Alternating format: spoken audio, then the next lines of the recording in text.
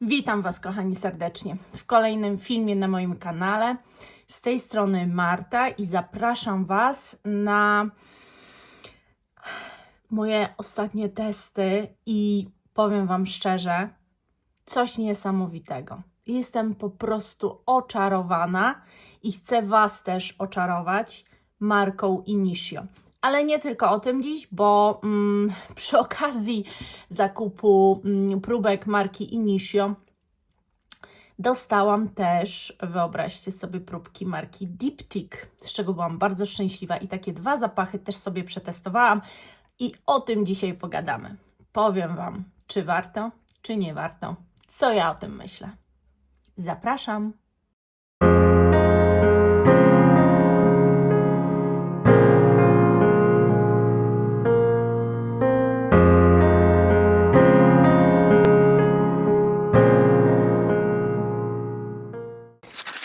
Jezu, jaka to była przygoda. Ja nawet, żeby uhonorować te moje testy, zrobiłam sobie makijaż, który miał nawiązywać do kolorystyki większości buteleczek Initio, czyli takich oberżynowych, bo to jest taki bardzo ciemny fiolet. Ja może nie do końca tutaj mam jakiś taki bardzo ciemny fiolet, aczkolwiek starałam się te kąciki mieć fajnie zaznaczone i żeby było wiadomo, że coś z tą marką jest wspólnego dzisiaj na moich oczach. I nie zacznę od marki Initio, bo jak zacznę się mocno ekscytować tą marką, bo będę się ją ekscytowała, mam tutaj notatki przygotowane, bo no, te testy trwały ileś tam dni, bo mam przetestowałam 6 zapachów Initio oraz 2 Diptyque, czyli 8 dni testowania było, więc żeby nie zapomnieć tego, co testowałam na samym początku, to postanowiłam sobie robić notatki.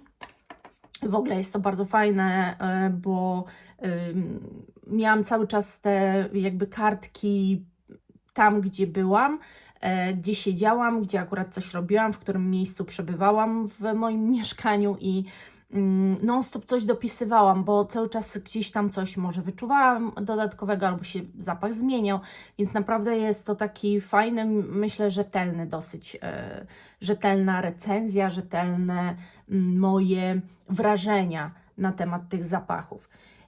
I zacznę od zapachów Diptyque i może pierwszy to będzie Orpheon. Powiem Wam, że mam napisane w notatkach, że na początku czuję mydło. Czyli tak jakby, bo teraz go nie czuję. Czyli na mojej skórze bardzo mydlanie wybrzmiewa początek, od razu po spryskaniu ten zapach. Natomiast tu nie, tu muszę przyznać, że czuję jakieś takie ostrzejsze nuty. No ale za moment, jak tak się faktycznie w to wczuję, to jednak czuję tę mydlaność, ale wydaje mi się, że w momencie, kiedy je testowałam, to ona była taka ostra, aż mocna, czegoś, czego ja nie lubię, bo to było coś jak Chloe by Chloe, taka mocna mydlaność. Natomiast teraz mam wrażenie, że ją czuć, ale nie jest aż tak intensywna. Napisałam sobie też, że strasznie słabo jest to wyczuwalny zapach i faktycznie bardzo słabo wyczuwalny. Jest to zapach nudny, muszę przyznać. On pachnie ciągle tak samo, on się nie zmienia za bardzo. Coś tam na końcu się troszkę układa i jakby jest to takie w miarę do zaakceptowania dla mnie, bo ta mydlaność też jakoś tak się ułagadza, ale ogólnie muszę przyznać, że jest to zapach, który kompletnie mnie nie porwał. Ja już nie szukam tego typu świeżynek. On też nie, wiecie, to nie jest zapach, który projektuję. Nie mogę powiedzieć, że też nie jest to trwały zapach, bo to jest po prostu zapach w taki sposób zbudowany, którego mój nos za bardzo nie wyczuwa, bo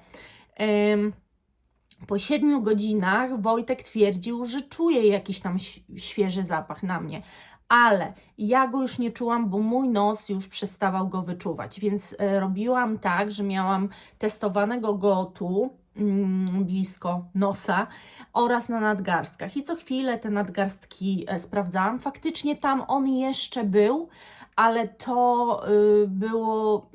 Słuchajcie, no ja się musiałam zastanowić i się bardzo wczuć, żeby w ogóle te nuty wyczuwać. Więc dla mnie to jest bardzo nudny, świeży zapach, którego... No nie, po prostu tu mnie nic nie zachwyciło. Jestem trochę w szoku, bo ja na diptyk ogólnie poluję. Oczywiście nie na ten zapach, tylko na papier. I chciałabym go mieć, bo no jest to taki zapach, który wszyscy reklamują jako w ogóle taki signature scent marki, o tak bym to ujęła.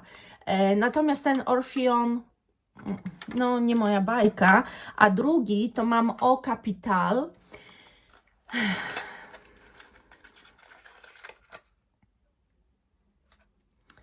Teraz tak.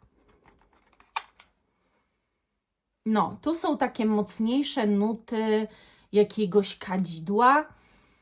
Coś takiego mirrowego też wyczuwam. A napisałam, że pierwsze uderzenie róży. Teraz wyczuwam różę. Tak, ale pierwsze to według mnie było kadzidło. Na skórze być może od razu czuję różę. Ale tak, teraz czuję różę. Czuć cytrusy. Cytrusy teraz dochodzą do głosu. Zapach niczym się nie wyróżnia, raczej świeży i dosyć nudny. Znowu. Róża jest wyczuwalna w tle. Zapach nie zapada w pamięć, tak napisałam. I faktycznie, bo ja żadnego z tych zapachów nie pamiętam. Serio. I tak jakbym bez tych notatek miała Wam opowiadać coś o tych zapachach, nic bym nie opowiedziała. Dramat. No teraz jest mocno różany, cytrusowy. Nie ma naprawdę... Nie ma tu nic, dlaczego miałabym ten flakon kupić. To jest też taka świeżynka, bardziej różana właśnie. Widać, że się jakoś tam układa na skórze, bo to pewnie jest wszystko takie, wiecie, scalone, te cytrusy z tą różą. Pewnie to się po jakimś czasie już tak nie wyczuwa oddzielnie tych nut. Natomiast tu wszędzie cały czas pisze, że naprawdę ledwo wyczuwalne, że nie ma tu nic w ogóle jakiegoś takiego odkrywczego, że jest to zapach nudny i ogólnie nawet jak czuję na tym papierku, to naprawdę jest to zapach nudny. No nie, ja po prostu diptyk w ogóle mnie rozczarował. Może akurat trafiłam na zapachy, które niezbyt mocno tę markę wyróżniają i są to jakieś takie świeżynki dla takich osób, które szukają czegoś bezpiecznego, bo uważam, że te zapachy oba są bardzo świeże i bardzo bezpieczne i ja tylko kojarzę z tych testów tej marki, że tak sobie pomyślałam, że obiektywnie one są piękne i dla większości. Po prostu mnie nie porywa już taka kompozycja.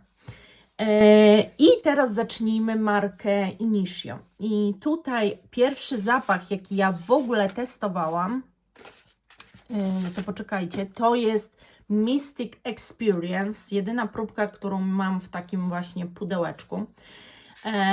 Mystic Experience i już Wam mówię, co ja tutaj w ogóle też napisałam. Może w te pudełeczko też popsikam, już nie na skórę. O Jezu! Te zapachy są bardzo intensywne, uderzają nas czymś konkretnym od razu. Mnie na przykład tu uderza, nie wiem, jakaś taka skóra z alkoholem albo koniak może, którego ja też trochę skórzanie wyczuwam, bo tak też może być. Ale coś takiego mocnego i to, co napisałam, że tak, i drzewo, o widzicie, no właśnie, czyli warto jest testować zapachy globalnie, robić sobie notatki, bo na przykład teraz na tym ja jakby od razu wyczułam jakieś takie nuty alkoholowe, a tu napisałam, że niesamowicie drzewna przygoda. To jak być w lesie podczas wycinki drzew. I coś w tym jest. I coś w tym jest, ale też wyczuwam ciepło tego zapachu, tak jakbym siedziała na skórzanym fotelu po środku lasu, popijając koniak. Dokładnie. To jest idealny opis tego zapachu. Dokładnie taki jest. To jest coś tak pięknego i ekskluzywnego, że chciałabym pachnieć tym w nieskończoność. Ogromnie wyjątkowe perfumy, a jego parametry to jakiś kosmos. Przypominają mi trochę Queen of the Night, ale bardziej projektujące i intensywne. Trafia na wishlistę. O, wszystko Wam przeczytałam. Tak, trafia na wishlistę. Ten zapach jest niesamowity i faktycznie tutaj, że przypominają mi trochę The Marchand of Venice, Queen of the Night, faktycznie jest tu jakieś podobieństwo. Oczywiście to wymaga jakichś tam globalnych testów na zmianę dwóch zapachów, żeby wiedzieć, czy na pewno to jest to, czy jest podobieństwo i w czym do końca. Ale muszę Wam powiedzieć, że nie ma tu podobieństwa, jeżeli chodzi o moc. Ten zapach jest strasznie mocarny, jest bardzo intensywny. Ja naprawdę przypominam sobie, że prawie każdy z tych zapachów był odurzająco trwały. Ta kompozycja się czuło cały czas, ona była ze mną cały dzień. Zapachy przepiękne. Wojtek oszalał. Zażyczyłam sobie, od razu Wam powiem jeden, ale to powiem Wam przy tym zapachu na walentynki. Przepiękny, naprawdę, to jest cudowna kompozycja, także Mystic Experience trafiło na moją wishlistę, to o czymś znaczy, prawda? Kolejny zapach, który testowałam, a który jest dosyć takim zapachem znanym, jeżeli chodzi o markę Initio, chociaż marka Initio, muszę Wam powiedzieć, że założona została w 2015 roku, więc to jest naprawdę młoda marka, 10 lat. Niektórzy mówią, że dużo, niektórzy, że niedużo. Mówi się, Fragrantica zawsze mówi o takich markach, że są młode. To uznajmy, że są młode, jak mają 10 lat perfumierstwa, są w 10 lat w perfumiarstwie. Ogólnie Wam też powiem, że flakony, ja jestem zakochana. Przepraszam Was, miałam telefon, więc to jest takie, muszę teraz wrócić do wątku, który rozpoczęłam. Zapach Psychedelic Love to jest zapach, o którym się mówi. O którym się mówi to zdecydowanie i ja się nie dziwię, że się o nim mówi. I już Wam mówię. Boże. To jest jak takie cukierki fioletowe, troszkę za nyżem na samym początku. Ale ogólnie jest to taka dosyć słodka kompozycja, ale moim zdaniem bardzo psychodeliczna właśnie. Chyba taka jakaś anyżowość tego zapachu, czy nie wiem, jakiś coś jest takiego mocniejszego, co powoduje właśnie taką psychodeliczność tego zapachu, ale uzależniającą. Niesamowicie intensywne są te perfumy, tak bardzo, bardzo mocno i bardzo... Ja nie wiem, czy ja nagram recenzję tego zapachu, bo teraz to mi przerwał kurier znowu. Dobra, ale przejdźmy do opowieści o tym zapachu. Troszeczkę wyczuwam taką mleczność irresistible, delikatnie gdzieś tam, ale generalnie to jest takie, wiecie, małe, bo ten zapach ma to do siebie, że on na początku uderza nas właśnie taką słodyczą psychotropową. Po prostu tu jest jakiś taki akcent, który powoduje, że nam gałki oczne na boki się rozchodzą, bo nie wiemy, jak odebrać tak piękną woń i co do końca czujemy. Jak ja czasami opisuję, to ja sama jestem w ogóle w szoku, nie? Później właśnie jest ta delikatna mleczność z Irresistible i ta delikatna mleczność, ona cały czas już jest podczas całej projekcji tego zapachu. Ten zapach jest niezwykle projektujący i jest bardzo mocno sensualny, bym powiedziała. A to, co napisałam o tym, to jest: Jezu, to wielka przygoda. Ten zapach jest jak psychodeliczna miłość. Widzicie? cudownie piękne i wyzwolone, ale też jakieś niebezpieczne. Czuję różę, ale ona jest jak landrynka drzewna. Dokładnie. Czuć kwiatowość, drzewność i cytrusowość tego zapachu. One są mocne, projektujące, trwałe niesamowicie. Zdecydowanie wszystkie nuty wybrzmiewały w sposób osłodzony. Nie da się tego zapachu przyrównać do niczego innego. Jest to kompozycja zachwycająca, zdecydowanie. Bardzo momentami tajemnicza, momentami budująca napięcie. W ogóle dziwnie się czuję, opisując w ten sposób zapach, ale te wszystkie przymiotniki przepięknie opisują doznania, jakie się ma. On jest cały czas słodkawy, tak, ale to nie jest ulepna słodycz, tylko to jest taka słodycz, która spaja bardzo dobrze wszystkie te nuty, bo faktycznie jest tu jakaś różaność i jest tu jakaś cytrusowość, tylko że one nie do końca dochodzą do głosu. One tak się w pewnym momencie mieszają i tak przepięknie układają na skórze, że później czujecie tę słodkawą mleczność. No to są strasznie w ogóle, to jest strasznie zapach wchodzący w łeb. To jest zapach, który bardzo Wam się wżera w głowę wręcz. Coś niesamowitego. Właśnie o coś takiego mi chodzi. Właśnie o takie przygody mi właśnie chodzi. Zresztą ja Wam gdzieś tam flakoniki pewnie pokazuję. No coś niesamowitego. No i oczywiście ten zapach również ląduje u mnie na wishliście. Załamka? Oczywiście, że załamka. Następny zapach to jest właśnie Initio Narcotic Delight. Dlaczego ja mówię właśnie? Otóż, moi kochani, to jest zapach, który ja wciągnęłam jeszcze na listę życzeniową Wojtkowi pod choinkę. I to wyszło totalnie przypadkowo. O jest. To wyszło totalnie przypadkowo, bo gdzieś tam zobaczyłam na grupie, no i były tak opisywane, że stwierdziłam, że okej, na te bym się zdecydowała z Initio, a marka Initio też już tam była na jakimś moim radarze. No i wciągnęłam mu ten zapach. No, zdecydował się na inne, które też jestem bardzo wdzięczna i cieszę się, że je mam, ale teraz po tych testach chyba bym się cieszyła z niego najbardziej albo na równi z Queen of the Night. I dlaczego tak mówię? Nie da się do końca opisać tego, co tu czuć. Początek jest bardzo dziwny.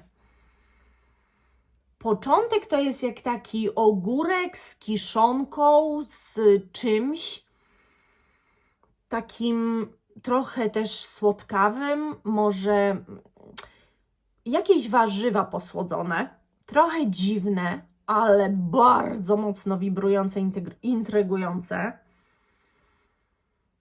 Może jakaś balsamiczność jest też tego. I to jest takie dziwne połączenie, bo czuć tu słodkość, która jest jakby wytrawna, no czyli jakby takie warzywa w occie balsamicznym dosłodzone miodem czy czymś. Jezu, ten zapach jest tak hipnotyzujący, matko, żebym ja potrafiła Wam przenieść, opowiadając to dokładnie, co tu czuć.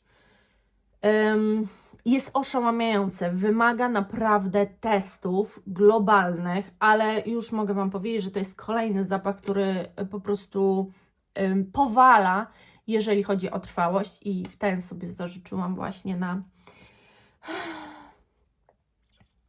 Dzień Zakochanych, na walentynki. Powiedziałam Wojtkowi, że go koniecznie chcę mieć. I słuchajcie, jak ja go opisałam, a opisałam go bardzo długo. Każdy następny zapach jest kolejnym zwalającym z nóg. To prawda, bo ten jest jeszcze fajniejszy niż pozostałe dwa. Ten zapach to nie jest gourmand, ale bardziej wytrawna słodkość. Czuję w nim wanilię przyprawioną koniakiem. O, widzicie? Jak ma się czas pozastanawiać, to od razu jest, oczywiście, że tak. Czuć pieprz, który nie dodaje ostrości, ale doprawia róże. To jest najpiękniejsza kompozycja, jaką czułam w swoim perfumowym istnieniu. Trafia na moją wishlistę i zrobię wszystko, żeby go mieć w pierwszej kolejności. To nie jest przesłodzona kompozycja, tylko coś idealnie zbalansowanego. Mocno się ułagadza z czasem, jest jakby bardziej waniliowy, a mniej sherry, jak na początku. Wyczuwam delikatne podobieństwo do Kirkę. Póki co, właśnie widzicie, ja teraz po psiknięciu cały czas czuję tę taką właśnie słodkość przyprawioną i ten koniak faktycznie teraz mi się wybija, że to jest po prostu coś z koniakiem. Jezu, oszałamia mnie to. Natomiast fajnie jest, bo ja wiem, że on się przepięknie układa na skórze, ale teraz nie potrafiłabym Wam powiedzieć, wiecie, po jednym teście, jak do końca się układa. I tu jest fajnie, że jest to właśnie napisane, że on się bardzo ułagadza, że ta wanilia dochodzi do głosu, może dlatego aż tak mi się podoba też. A mniej sherry, bo ten koniak jest właśnie, to też jest dobre porównanie, bo ten koniak tu też jest taki owocowy właśnie. Jest tu jakaś taka nuta owocowości w tym i to jest świetne porównanie. I wyczułam delikatne podobieństwo do Kirkę. Na pewno nie teraz. Na pewno teraz nie wyczuwam żadnego podobieństwa do Kirkę, ale widocznie w późniejszej fazie jest coś, odrobinę, co gdzieś łączy te dwa zapachy. Ja musiałam to po prostu wyczuć. Naprawdę, ten zapach kompletnie ścina z nóg. To są niepowtarzalne kompozycje. To są takie kompozycje, które moim zdaniem mogą zadowolić kogoś takiego właśnie podobnego do mnie, czyli kto już troszkę jest znudzony pewnym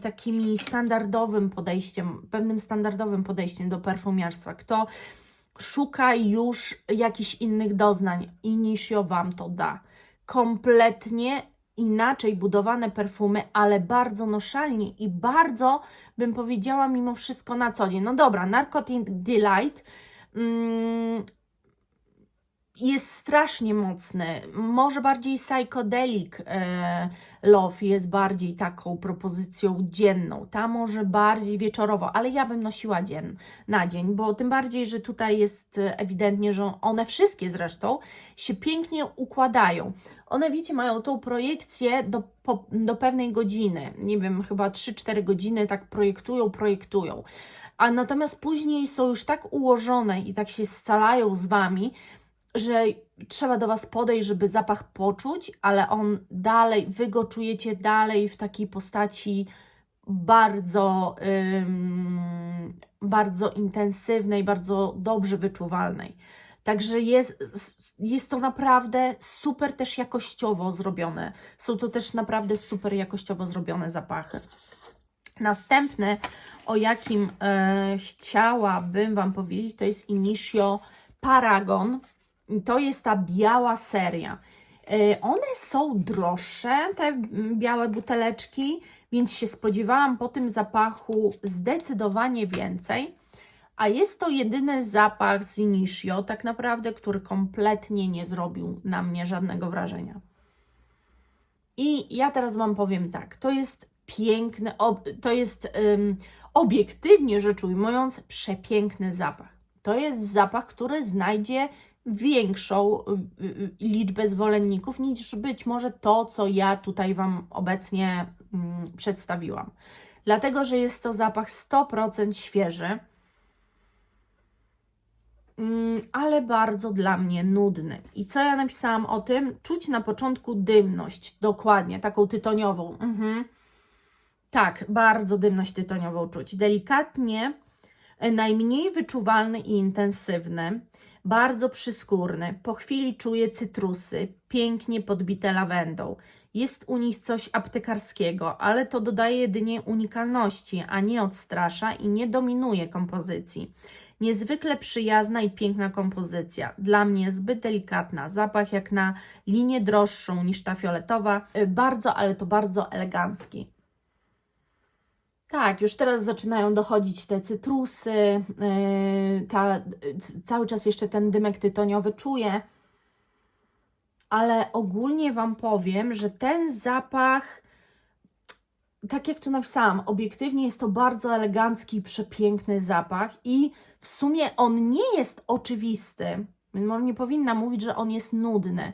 On jest dla mnie zbyt delikatny. To jest taka kompozycja, słuchajcie, typu właśnie do pracy, na jakieś takie dzienne stosowanie. To jest coś pięknego, dla mnie zbyt delikatnego, ale do polecenia i szczerze z tych wszystkich on nie jest ani słodki, on jest bardzo świeżym zapachem, bardzo dobrze zrobionym. Tylko ja nie czerpię już takiej przyjemności, bo nie mam takich doznań z tym zapachem, jakie mam z tamtymi pozostałymi. No i teraz właśnie jest bardzo mocno cytrusowy. Taki powiedziałabym, że głównie cytrus gra tu główną rolę. A cała reszta jest tak gdzieś mignie, jakaś lawenda właśnie. No, generalnie, no dla mnie zbyt nudne, ale myślę, że to jest akurat zapach marki Initio, który się spodoba większości. Może te białe właśnie takie są, niekontrowersyjne, tylko bardziej dla mas. Może tak być. Nie wiem, bo ja dopiero poznaję tę markę, więc jakby rozumiecie. Następny, jaki testowałam zapach marki Initio, to jest Oud for Happiness, a jest jeszcze Oud for Greatness. I ten Greatness też już wrzuciłam do koszyka, ale to są bardzo drogie próbki. Słuchajcie, te próbki kosztują jakieś kosmiczne pieniądze. Więc stwierdziłam, że wypróbuję tylko jeden z tych udowych rzeczy. I to jest w ogóle najczęściej podrabiany zapach przez Arabusów, przez Latafę. Latafa nawet trochę, moim zdaniem, kopiuje tą buteleczkę, co mi się nie podoba. Nie lubię nie lubię aż takiego chamskiego podrabiarstwa. Rozumiem, że mogą się zainspirować, no bo to niby nie podróba. Rozumiem, że mogą się zainspirować zapachem, bo są piękne oczywiście, ale zróbcie chociaż totalnie jakieś inne butelki, a nie próbujecie skopiować to, bo ogólnie Wam powiem, że estetyka tych butelek powala mnie. Ja jestem zakochana w estetyce tych butelek. A ten kolor oberżynowy to w ogóle szok. Ale całe te butelki, no po prostu to jest piękne. No i to jest bardzo, ale to bardzo dziwny zapach. Przynajmniej na początku.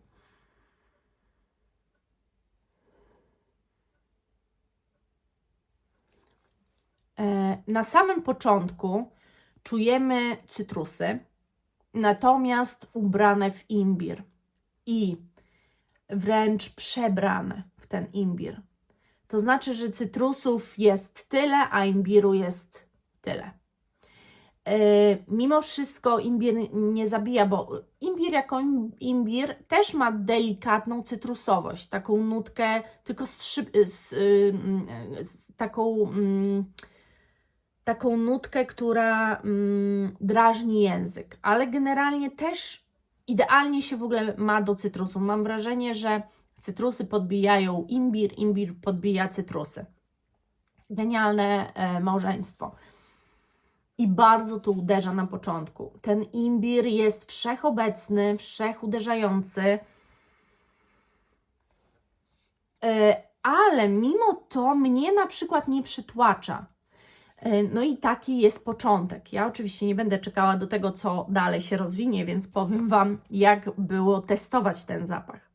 Mocno uderza w nos cytrusowość i imbir. Proszę bardzo. Bardzo wyrazisty jest imbir. Na początku czuć też, że leży to wszystko na jakichś ziołach. Tak, zgadza się, dokładnie. Cały czas do głosu dochodzi ta cytrusowość. Później coraz mocniej czuć zioła. Wspaniała jakość, ale nic oryginalnego. Mamy już to na rynku, chociażby Aqua Allegoria Mandarin Basilic jest w podobnym vibe. Czyli ja rozumiem to w ten sposób, bo jak wącham to teraz, to ten początek nie jest podobny do totalnie niczego. Ja bym w życiu tego nie porównała, no nie, do niczego kompletnie. Ale widocznie, tego do końca nie pamiętam, układa się on w taki sposób, że bardzo wyczuwa się cytrynę i te zioła. I że to tak bardzo, no musi to przypominać jako alegorię, skoro ja tak napisałam. Bardzo, wiecie, ja to tak naprawdę rzetelnie się do tego przyłożyłam i starałam się skupiać na tym zapachu. Cokolwiek bym nie robiła, starałam się skupiać na tym, jak ten zapach brzmi. No i właśnie. I on teraz jakby już wycisza ten imbir i do głosu dochodzą te zioła, faktycznie coraz mocniej. I zaczynają się wybijać cytrusy. Faktycznie, może kiedy ten imbir zaczyna zanikać w tym zapachu, staje się to po prostu cytrusowo-ziołowy zapach. I może jest coś z Aqua alegorii, natomiast tutaj też napisałam, że czuć w tym zapachu niesamowitą jakość. To na pewno, to muszę Wam powiedzieć na 100%. Ale ten zapach nie wylądował u mnie na wishliście. I nie wiem w sumie, bo tak na przykład teraz, jak go sobie przypominam i jest to pierwsze powąchanie, no to on mi się wydaje niepodobny do niczego i taki mega inspirujący, taki, w którym bardzo dobrze bym się czuła cały dzień. No i nie wiem, no ale na wishlistę nie trafił. Słuchajcie, no ja, te próbki są po 2 ml. Przepraszam, po 1,5 ml, więc to jest dla mnie sporo. I tak sobie myślę, że ja to jeszcze potestuję globalniej, bo jak mam wszystkie Initio, które przetestowałam, a chcę ich testować jeszcze więcej, dodać do wishlisty, to pójdę z torbami szybciej niż mi się wydaje. No, także nie chciałabym tego. Tym bardziej, że mam na wishlistach jeszcze inne rzeczy, które też chcę. No właśnie. No ale dobra. Ostatni zapach, jaki testowałam, to jest Initio Side Effect. Bardzo znana kompozycja zapachowa również marki Initio. Jest to zapach, który bardzo często jest rozbierany na grupach facebookowych. I to jest przepiękny zapach wiśni. I na początku, jak go testowałam, to myślałam, że w sumie ja już mam tyle tej wiśni. Mam Star Cherry od Mauboussin, mam Lost Cherry od Toma Forda, mam Boho Boko Wild Cherry Liquor. Myślę, kurczę, już mam tego tyle i tak naprawdę wiśnia tak mocno dominuje te zapachy, że ciężko jest zrobić zapach ciekawy, wiśniowy. Na dzień dzisiejszy mogę Wam powiedzieć, że naprawdę jest ciężko. One wszystkie, przez to, że mają w składzie wiśnie, pachną bardzo podobnie. Ale ten początek ma totalnie inny, bo jest taki właśnie bardziej landrynkowy. Jest taki słodkawy. Czuć wiśnię, ale nie taką dymną, jak na przykład Lost Cherry, nie pudrową, tylko taką czystą. I poza tym ta wiśnia jest strasznie, mam wrażenie, ekskluzywna. Też jest inna niż w Boho Boko. One później, jak się układają, bliżej są już temu zapachowi Boho Boko, który ja mam. Ale ogólnie Wam powiem, że nie jest to zapach, że jest to zapach, który bardzo dużo energii dodaje, który zabiera nas w fantastyczną przygodę. Oczywiście już nie mówię o projekcji i o tym, jaką ma jakość, trwałość, bo ogromną. Boże, chce się, żeby ten zapach się nigdy nie kończył, żeby cały czas trwał, żeby non-stop go czuć, żeby nie móc go z siebie zmyć. To jest tego typu zapach, bo jest tak... I to jest zapach, który moim zdaniem wpisze się w upodobania bardzo wielu osób i dlatego pewnie jest też do rozbiórki dawany na Facebooku, bo właśnie tak, on jest idealny. Mało kto powie, że ten zapach mu się nie podoba, albo on nie jest mdły, on jest po prostu tak idealnie zrobiony. A zobaczmy teraz, co ja o nim napisałam. OMG na początek z wykrzyknikiem napisałam. Jaki to jest zapach? Czuć jakiś... czuć wiśnie i drzewo sandałowe. Jest odrobinę słodkawy. Ten zapach jest wesoły i cudownie otulający, jak Lost Cherry Toma Forda, ale dużo intensywniejsze i bez dymności, pudrowości. Później zaczyna do głosu dochodzić tytoń, który zmienia tę kompozycję w bardziej wyrafinowaną.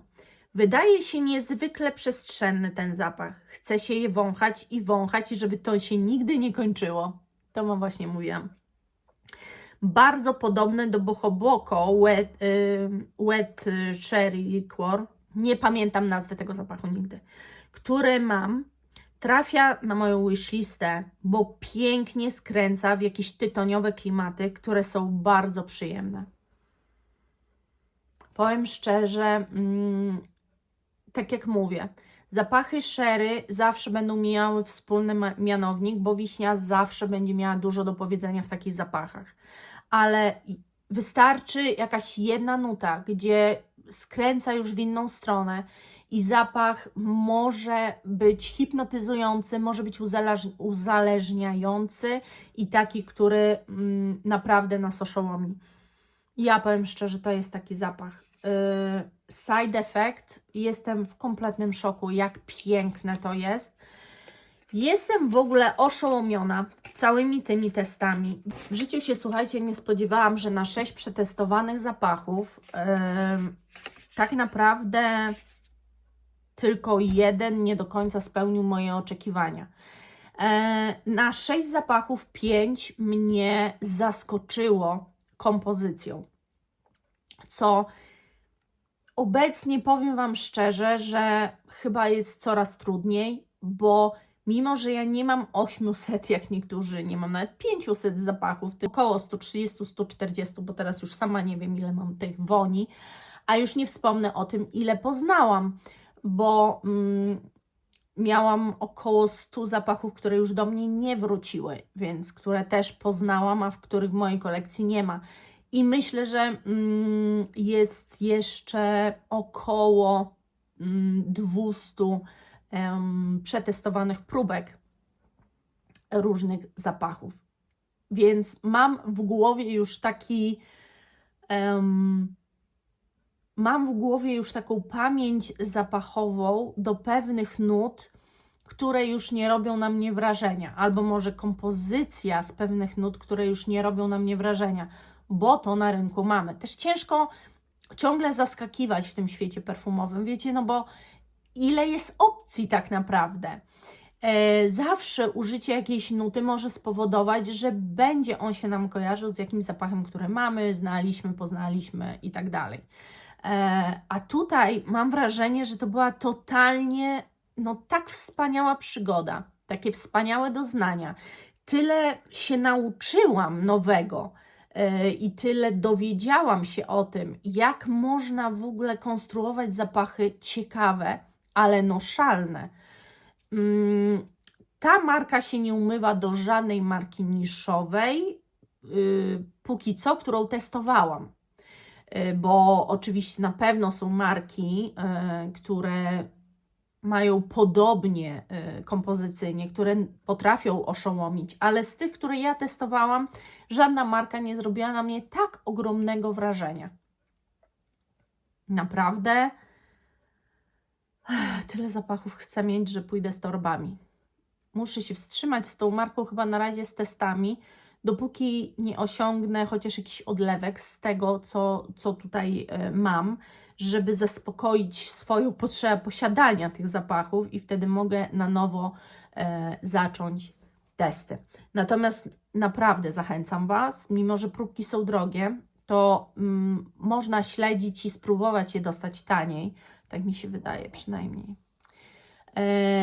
W każdym razie, jeżeli chcielibyście spróbować tej marki, to musicie się liczyć, że jedne próbki będą tańsze, drugie droższe, bo też ceny tych perfum nie wszystkie te zapachy kosztują tyle samo. Więc i ceny próbek też są różne. Ale ja jestem zachwycona i z czystym sumieniem polecam Wam zapoznać się z tą marką, bo będziecie oszołomieni tym, co ta marka ma Wam do powiedzenia i do zaproponowania. Ja jestem zachwycona. Jeszcze raz to powtórzę, jestem zachwycona. Dziękuję Wam serdecznie za dzisiaj. Dajcie mi łapkę, komentarz, pamiętajcie o komentarzach i zapraszam Was do następnego filmu. Dziękuję serdecznie. Pa!